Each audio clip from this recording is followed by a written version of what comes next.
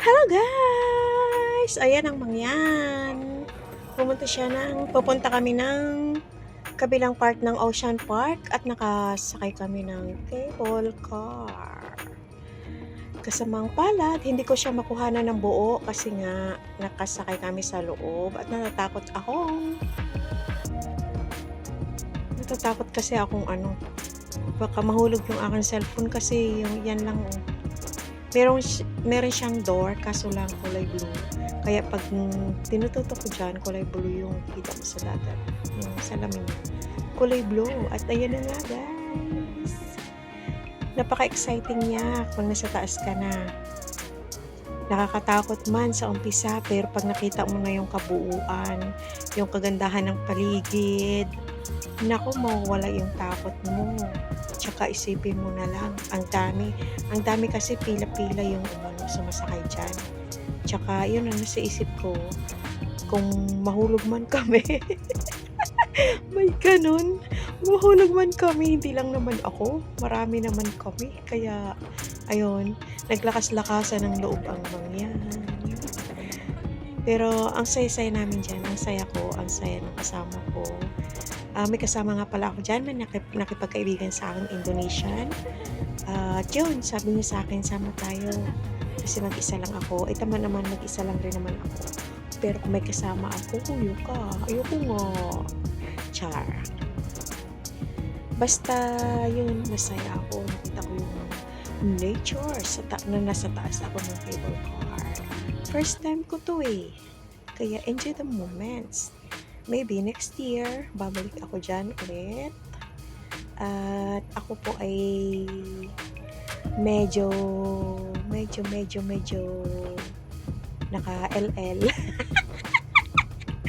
Ayun siya, ang ganda ng view. Grabe. Wala talagang Ang sarap sa taas. Para kang nasa heaven. Heaven na agad. Hindi pa pwedeng dyan lang.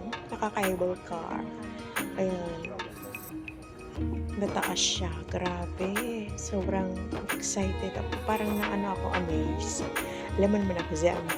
Amazed. Nakaka-amaze siya. Dagat.